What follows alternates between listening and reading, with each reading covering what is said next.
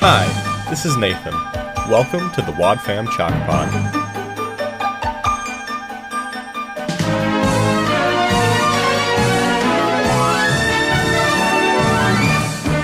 Hello and welcome to the Wad Fam Chalk Pod. I'm Dylan Weaver. I'm Andrew Sabo. And we're here to talk about episode 155, Waylaid in the Windy City, part 1. Of 2. Of 2. Epic. Yep. What album is off? It's been a while since we've recorded. Yes, it has. I need to get my my sea legs. Oh, yes. My pod tongue. My sea legs. I don't like pod tongue. That sounds like a disease. It does, kind of. It's track 10 off of album 10, Other Times, Other Places. Yeah, I don't think I listened to this album much because it probably just didn't have it in the church library because Adam Deckard probably had it. Yeah. This episode aired June 22nd of 1991, which is almost a year after One Bad Apple aired. It's written by McCusker and Lawler, and directed by Phil Lawler. Okay. Any cast credits of note? We've got. Oh yeah. Obviously, we have Blackgaard back in this episode. Right after not having him in One Bad Apple. Yeah. He now returns. Yeah. So we have a bunch of people. So we've got Greg Berg, who plays Frank Phillips. He also plays the doorman and the police officer. Really putting in the work there. And we know him because previously he was Rudy Sutton. What's that from? Rudy Sutton's the security guard that we covered during Novacom Aftermath who buys the Tercel. Oh, okay. Rudy Sutton, okay. Yeah, or buys the pickup truck, but had the Tercel. Yeah. Yep, Rudy Sutton. Edith Sutton, his mother, is in love with Whit, and is the last person to see June Kendall alive. Yep. All coming full circle. We also have Donald Long playing Gregory Kelly. Donald Long is married to Jenny Long, who plays Lucy. Oh. Though I guess they're not married at this point. But he is also notably the voice of Jack Davis. Oh. Huh. Have we discussed the fact that Lucy and Jack got married? Have we done that before? I don't know if we've discussed it on air, but we definitely have off air because it makes stuff in album 50 make a whole lot more sense. Yep. Yes, sir. And then we also have Barry Stigler playing Pinky. The bad Schwarzenegger impression. It's like basically a Terminator situation. And Stigler's a guy who primarily has done, well, he's dead now, but primarily did dubbing for like anime that was coming to the U.S. No. So, any animes of note? I don't. That's not a world I'm super versed in, but Neither nothing am I. that like jumped out. Yeah. Like, oh yes, obviously. We also have Bob Luttrell playing Victor Herman. We have Phil Lawler, who voices the shuttle driver. Yep. And weirdly, we have Dave Arnold as the newscaster. Huh. Who is Bernard. Yeah. But was Bernard? I mean, I guess Bernard. He was. I mean, obviously he's a character at this point. Yeah, but he wasn't in. He wasn't in this episode, which is weird that they like pulled Dave Arnold in for it. But he was probably just hanging around, just having a good time. Yeah. I think we roll the promo now. Yeah, we could. I've got other notes about the episode, but maybe those ones will sprinkle in a little bit more. Okay. Stuff from the official guide and whatnot. Oh, okay. When do you want to cover that? I think I'll do it at the end. Okay, sounds good. All right, now I got to pull up the promo, which I did not do ahead of time because we haven't recorded in a while. Yeah, I feel so rusty. What the heck? Next time on Adventures in Odyssey. I'm not going anywhere with you. It's a perilous journey. Now get in the car. With some familiar, but not so friendly faces. It truly is a small world. Will Whit and Connie survive the trip? Whitaker's disappeared. You bungled it. Oh, my head. You haven't seen the last of me. None of you. Find out on Adventures in Odyssey.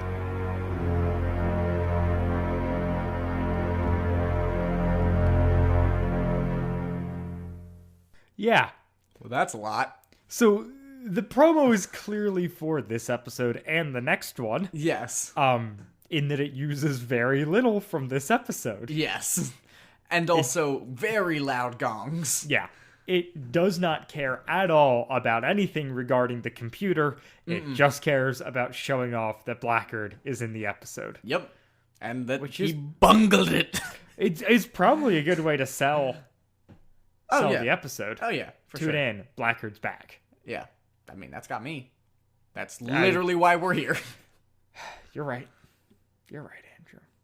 It's one of the rare times that I am, so let's just take a moment of silence. All right. So we start off the episode. With Whit and Connie at the airport in Chicago. Yeah, they At have. O'Hare.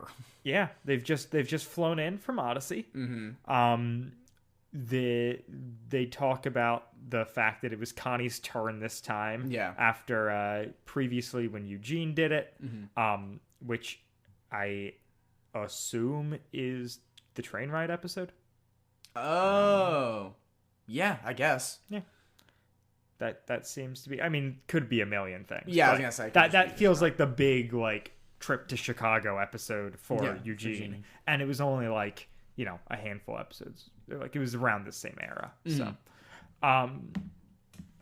They talk about, like, Connie talks about, like, she's never actually been to Chicago, but she's, like, seen it from, like, a bus window. Yep. Talking about how big the airport is. It's pretty quintessential stuff. Yeah, Connie's just a joke machine. Like, it's really annoying. yeah, this is a bad episode for Connie. Yeah. And then Whit gets stopped by security, and they're looking for a laptop. They, open it up, and Whit's kind of curious about it. He's like, well, why are you checking, like, incoming passengers and stuff like that? And then Connie gives a line about, like, well, don't you want to check my purse? And then the security guard is like, no, we aren't looking for anything that could be hidden in your purse. Yeah. And Connie's, Yeah. This is a bad Connie. Connie, my notes just say Connie's the worst, because, like... Yeah. So they're traveling from, like, where they offboarded the plane to go to the baggage claim. Which is also crazy. Yeah. Why do they have checked luggage? I don't know. They're going to Chicago for what Whit says is a couple of days. Yeah. Yeah. I mean, I don't know. Maybe Whit needs a suit. You know what I mean? Yeah, I don't know. It bothered me a little bit that they were going to claim luggage, and then even more so when there's a comment about Connie's suitcase being heavy, because she's a woman. Yeah, she's a woman. Chronically overpacking. Yep. Women can't live with them. Am I right, guys? But yeah, so they get stopped by this guy. They get stopped by by an official at the airport who wants to check Whit's stuff. Yeah. Because they're looking for this laptop, and Cuddy says, "Hey, what are you checking for? Bombs? Drugs? Bootlegs? Tapes of Praise Kids in concert?" Yeah. She's so dumb. You know what you don't say when you're in the airport? Bombs and drugs. Bombs and drugs to a security guard. Like, I get it. Whit does not look like it. This is pre 9/11. Right. Airports were different. But also, I mean, like, that's like, I was somewhere and I was in line for something and I was in public and somebody made a joke because they were coughing that they had just gotten back from China and they thought they had the coronavirus. I'm like, you are dumb. You are the big dumb. One, that's not a good joke. Two, you're gonna get quarantined. Your life is gonna be miserable just because you made a stupid joke. Yeah, don't do it. Point is, Connie and also Stranger, they're the worst. Yeah, and so they're Connie's back and forth with Yeah. this security guy just being a jerk. Yeah. Of like, oh, I've done nothing wrong. Like, don't touch me. And it's like, dude, like, just chill. Just Yeah. go with it. Yeah. This is a person of authority. Just let them be. Yeah. don't be righteous. Well, and also, like, it's a security check. Everybody gets goes through security at airports. Yep. Yeah. Boy. And Wit's pretty chill. Like, Wit's just like, yeah, you know, you're gonna do what they do. And then he starts, like, asking questions like, well, you're weird that you're, you know, looking for stuff on an incoming passenger. And then he's like, oh, well, we're looking for something very specific. And then Wit's like, well, what is it? And he's like, well, I guess I'll tell you. And then he just tells him, like, are you kidding me? He's like, well, you'll find out on the news anyway. Which they do. Right. But also... It's like they do find out on the news, so I know this for whatever. It's just, we can all... Well, Wit has a ton of respect for authority, and also, authority figures will always reveal everything to him. Yep. It's like, yeah, you're right. He does have the clearances to know this. Yeah. But you don't know that. Yeah. Well, and also just like... Literally, the amount of questioning it took Wit was one question. Like, he was like, on incoming passengers? And the guy's like, foiled. Let me just tell you everything. Yeah.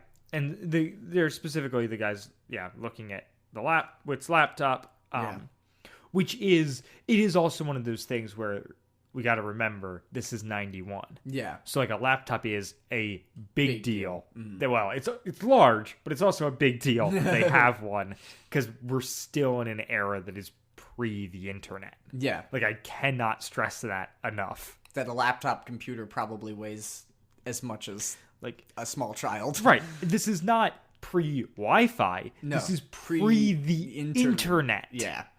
Yeah. Yeah, because doesn't he say, like, it doesn't run on a battery, and he says, yeah, AC and DC or something like that? I'm like, what?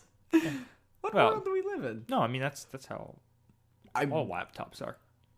Well, yes, but, like, I would never, ever describe my laptop that way. Like, oh, yeah, it runs on a battery, but plug into the wall? Yeah, that's how I charge the battery. So anyway... They end up getting through security, and then the guy basically tells them that there's an important, was it the Department of Defense or something like that? Some high-up government official got his laptop stolen, and so they're looking for laptops. They find that actually out later. They find that out from the bus driver. Oh, they're just looking for a laptop. He just tells them that it's a laptop. Yes. Yeah, and exactly. It looks, and the security officer tells him it looks exactly like the one that Wit has. Right. Which is an important clue that will help us later. Yeah. For all those Mickey Mouse Clubhouse fans out there. Been hanging out with my nephew. Good kid. Yeah. Solid. So they hop on a shuttle, which Connie is very excited about, to go to the world famous Excelsior Hotel. Yeah. A hotel located in New York City.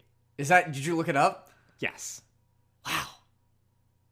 You think that they would have... Huh. That's disappointing. Yeah. That's so deeply disappointing. Uh-huh. Why wouldn't they just pick... If they're going to pick a real hotel name, why wouldn't they just pick a fancy one in Chicago? I'm sure there are plenty. I guess this was pre the internet. They might not have known. Yeah. Anybody got a phone book? We got to find a hotel in Chicago. Yeah, exactly. Can't just Google it. So anyway, so they're trying to go out to this shuttle, and it's pulling away, and so Connie just screams at it. Like, oh, we're gonna miss the shuttle, and Connie goes, "Hey!" Thanks for that.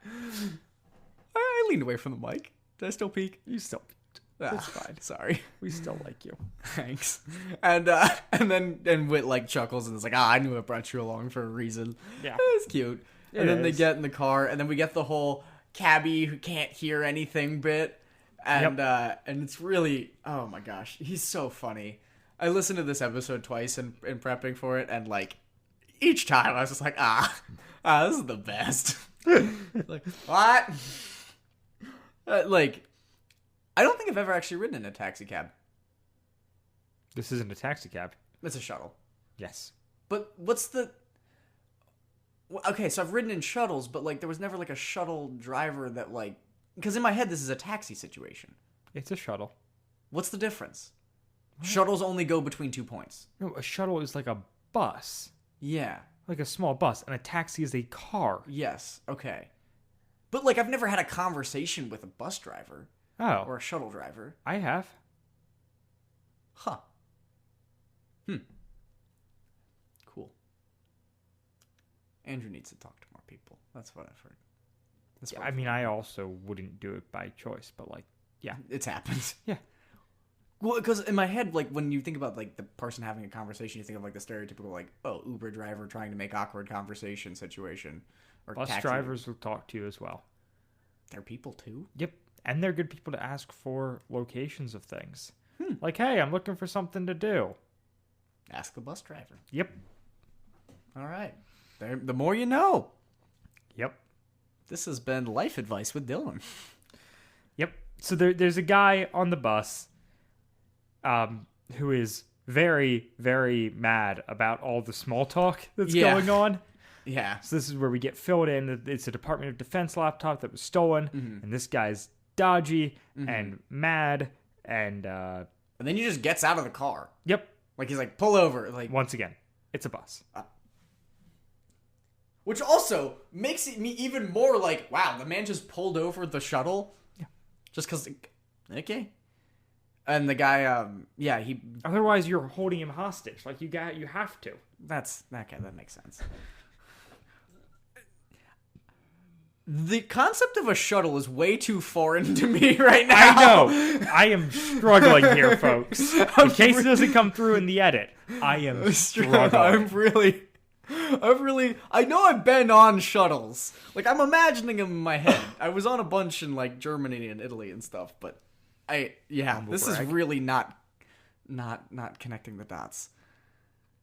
Anyways, so yes, this guy hates that they're talking. Yeah. And explicitly. Yes, and so he leaves. Mm-hmm. We then get back to the hotel, and the TV is on, and we find out that Connie comes over from her room to Whit's room and says, like, hey, you got to turn the TV on. It's that guy.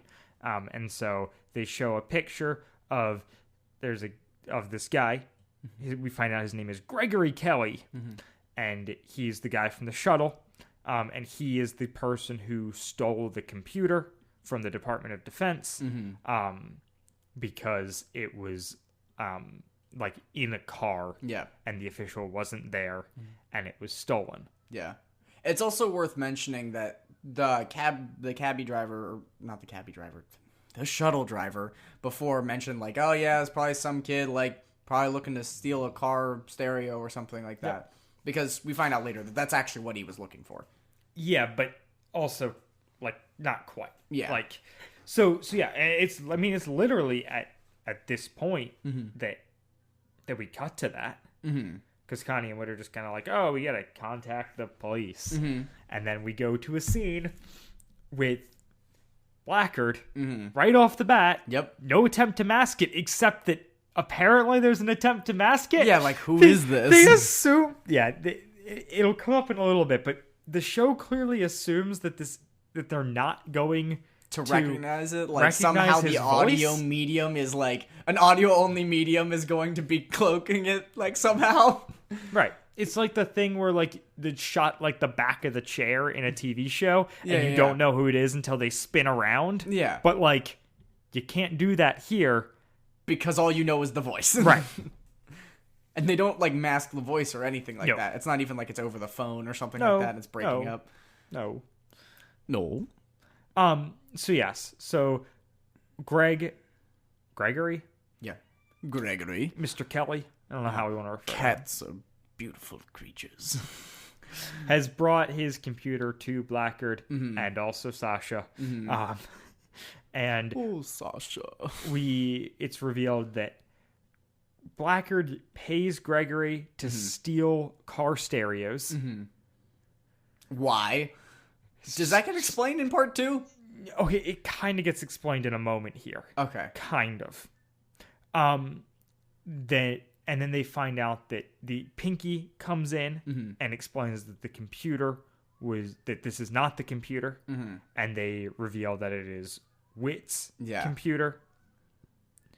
And then Gregory's freaking out about, like, what's going to happen to him. Yeah. And Blackgaard says, trust me, the police will never find you. He's like, why don't you get some, you're hungry? And Gregory's like, yeah, I am actually kind of hungry. He's like, take care of Gregory, Pinky.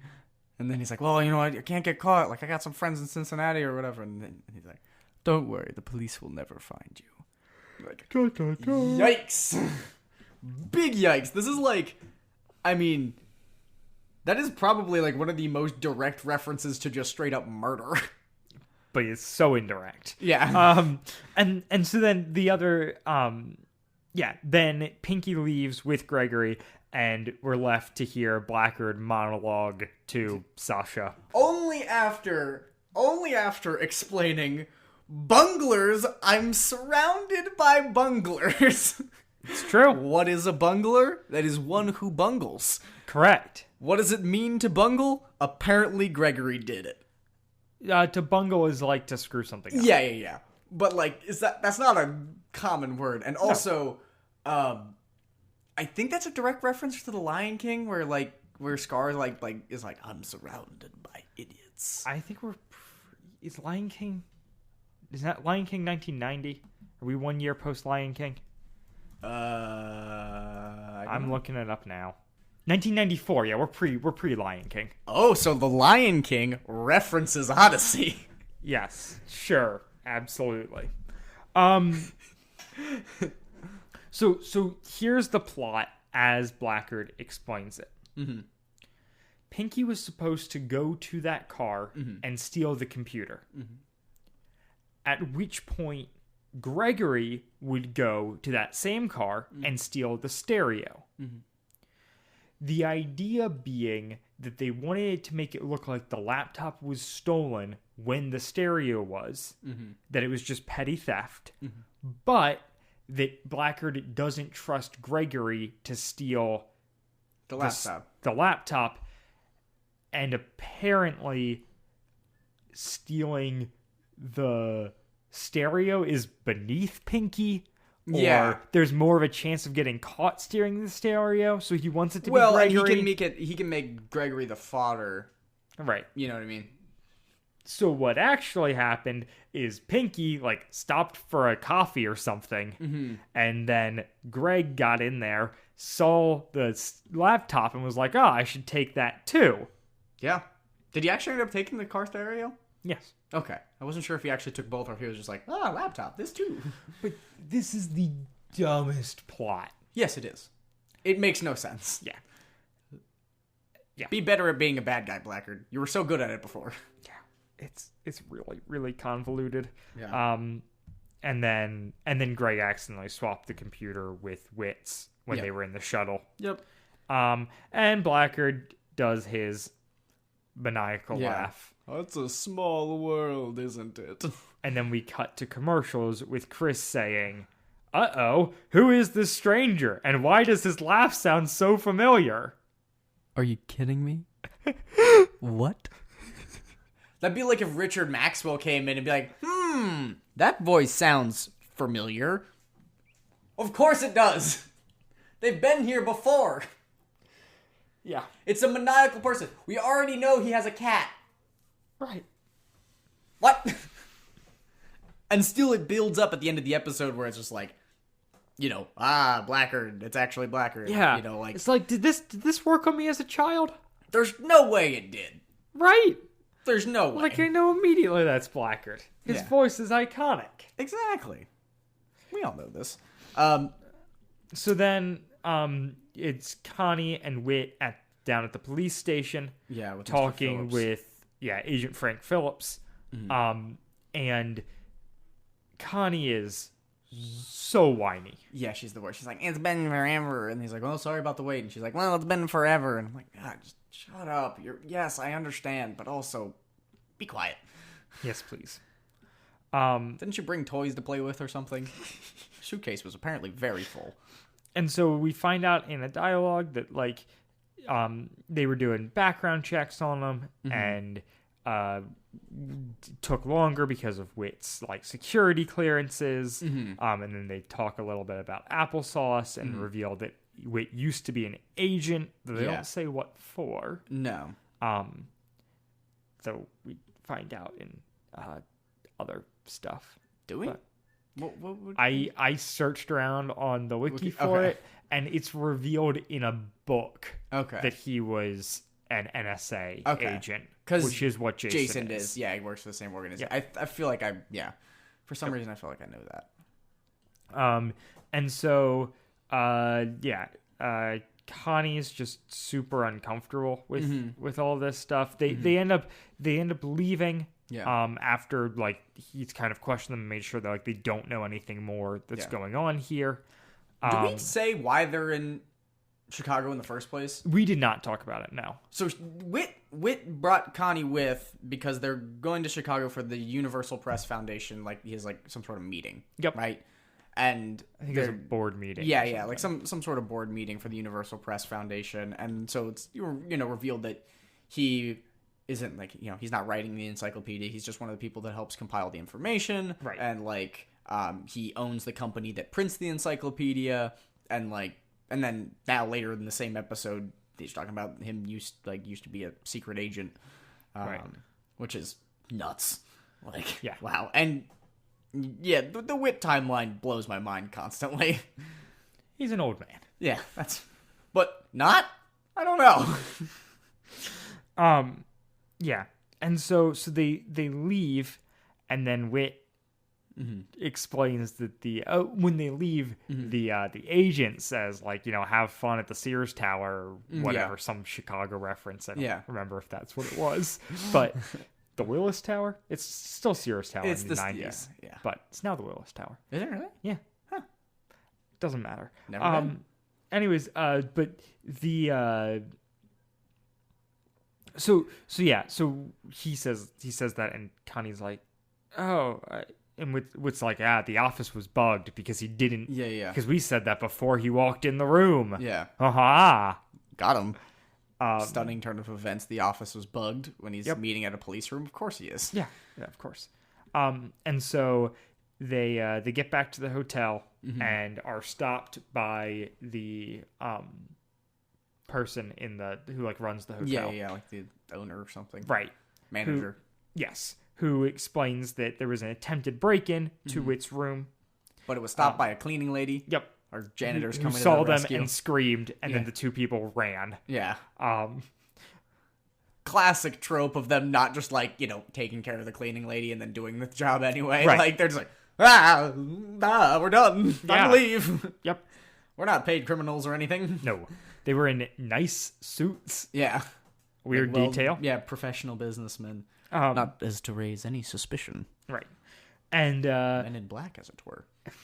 And so they then went to Whit's room and grabbed all of his stuff and brought it down to the safe. Yep. And so Whit's like going through that, and he realizes that. Well, no, at this point, Connie goes back upstairs. Yeah, Connie wants to go up and check on her stuff, and the detective's like, no, like, nobody got in there. Like, we've already looked at it. And she's like, well, I want to look at my stuff anyway. Yeah. And then she goes Whit up. says, yeah, that's probably a good idea. And then she walks away mumbling about her hairdryer. Yeah. Because she's a woman. Well, and then of course. Well, and they make this point, like, she shouldn't be in her room alone, so the manager gets, like, the boy on the third floor or something like that to help him out. And then that ends up being Pinky who kidnaps her. Right. In true Schwarzenegger fashion, where he's just like, hello. And then she just can't talk or something like that. Yeah. Basically gags her. I don't know that he's Schwarzenegger. No, He's it's just got like a bad accent, like, but like it might. I think it's more like Russian crappy thug. Russian. Yeah, Yes. it's like Russian thug. It is Russian thug more than I think it's Schwarzenegger. Yeah. Because he doesn't talk enough to be Schwarzenegger. But yeah, Whit realizes that the computer in the safe doesn't have his ID plate on it. That has his name and Whit's End. So he turns it on and discovers that it's the military computer.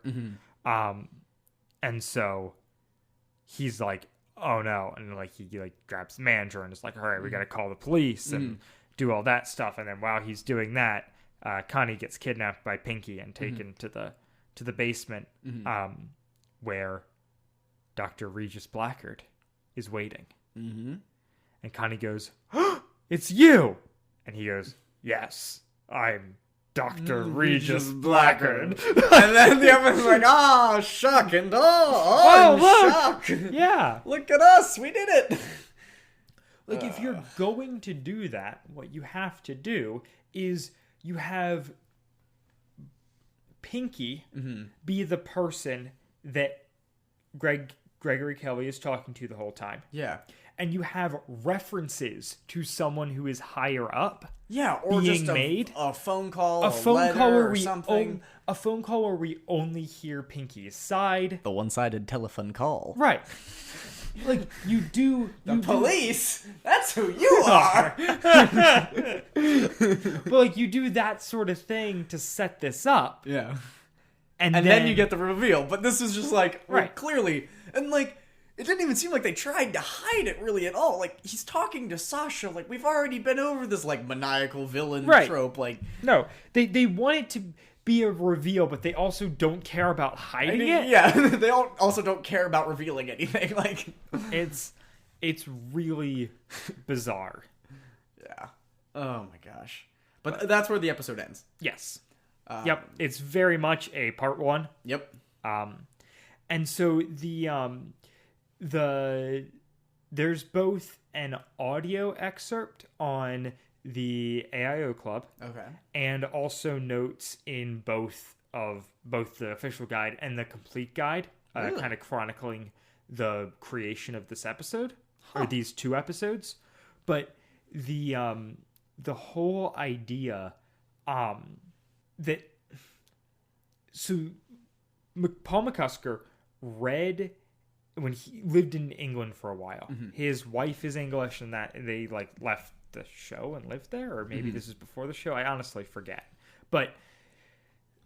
And when he was there, he read a newspaper story about a guy in the military who was driving across London, had his computer sitting on his front seat, and then someone broke in to steal his head unit and also stole the computer.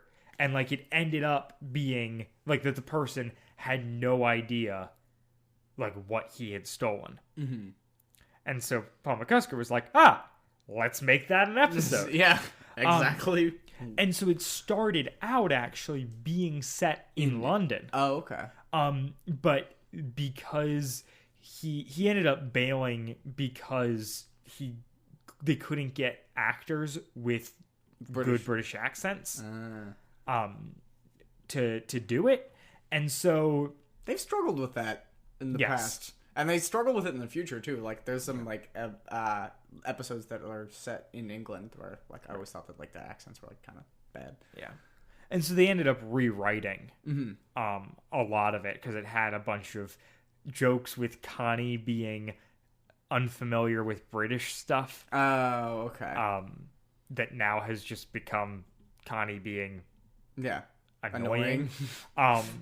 And then throughout all of that, it was only towards the end of kind of them plotting this out that they decided that Blackgaard was going to be the villain. Mm-hmm. Like it could have been anybody. It didn't need to be tied to this bigger thing. And so maybe that's why the earlier part is just written as Blackgaard because it was going to be nobody. And then they were like, oh, we should make it Blackgaard. And didn't go back and like give it a proper rewrite. Yeah. I don't know. Mm-hmm. But yeah. Well, and it would make sense if it was a generic, because like this is a very Bond villain like Blackgaard episode where like you know he's talking to the cat and he's doing the whole bit. Like he confesses his plan and you know maniacal laugh. Like this is very it could have been any other like kind of English but like Bond style villain situation. Right. But we already have a Bond villain in the canon, and we haven't heard from him in like literal years. Yeah, so makes sense. So let's bring him in.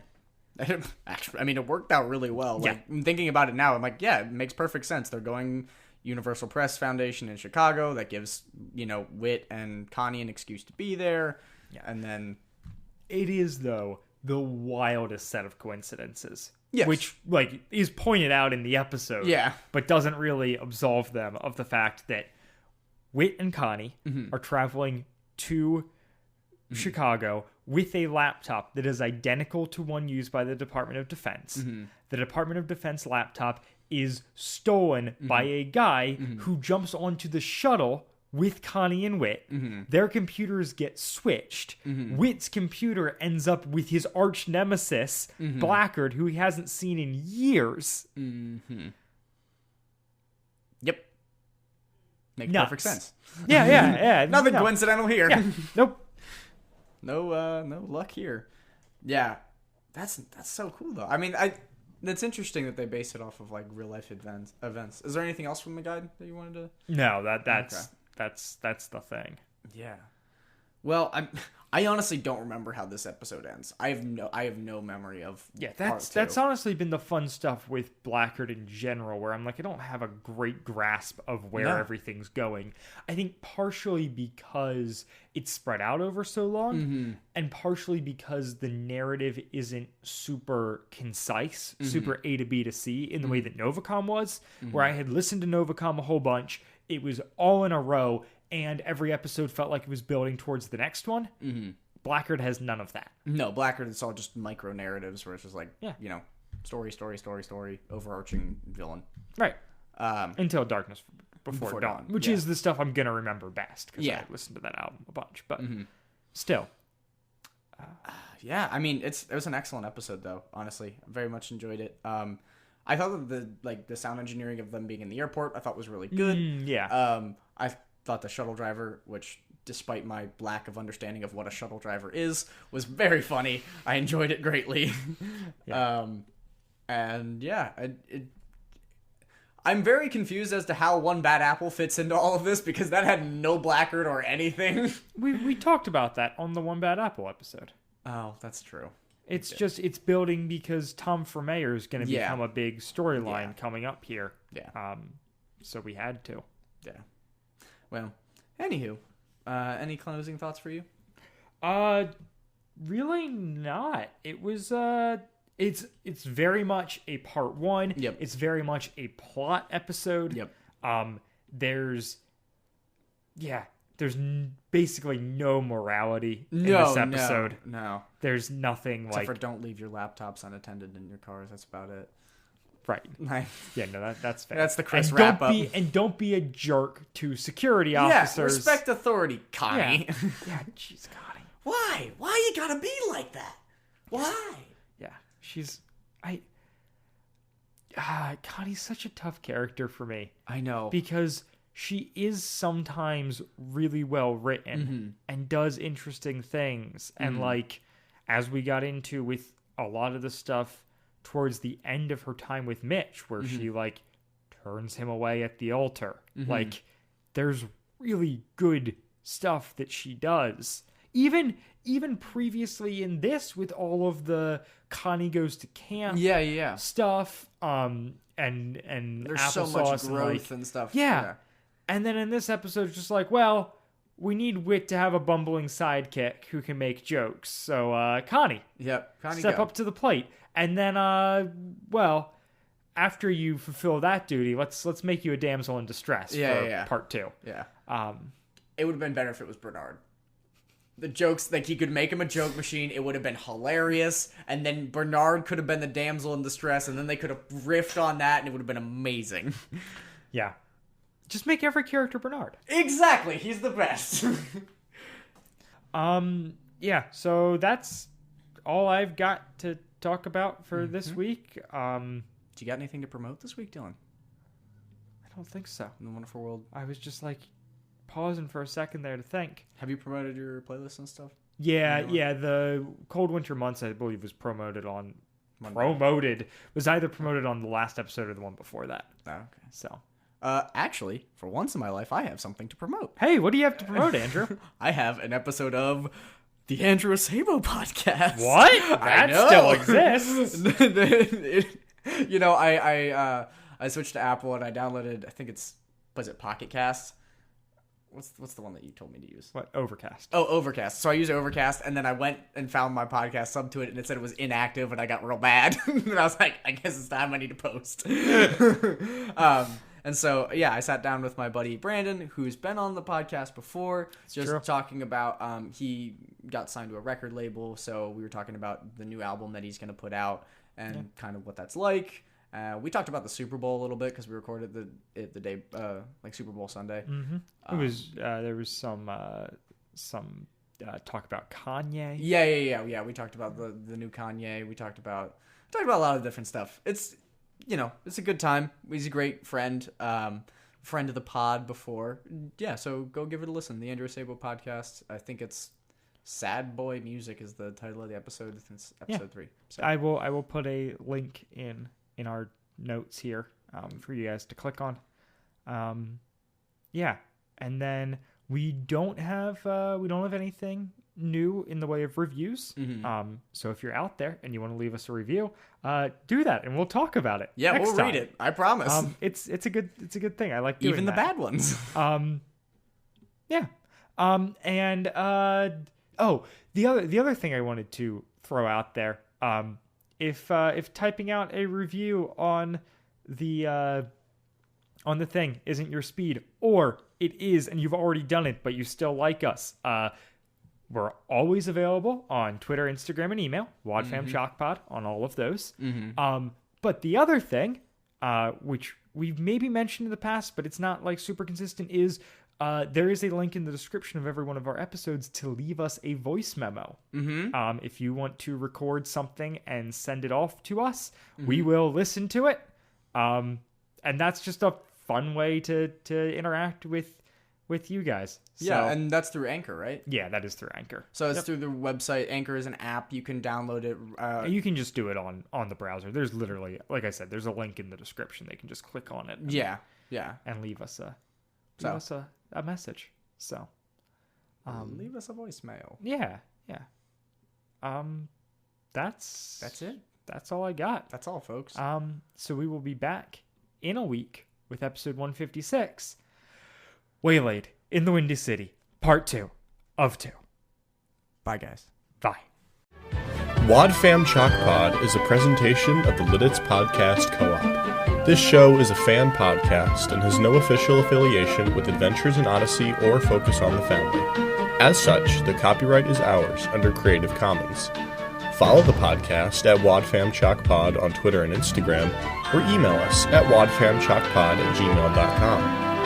Waylaid in the Windy City Part 1 was hosted by Dylan Weaver and Andrew Sabo and edited by Dylan Weaver. And I'm Nathan Haverstick, hoping you'll join us again next time for more of the Wad Fam Chalk Pod.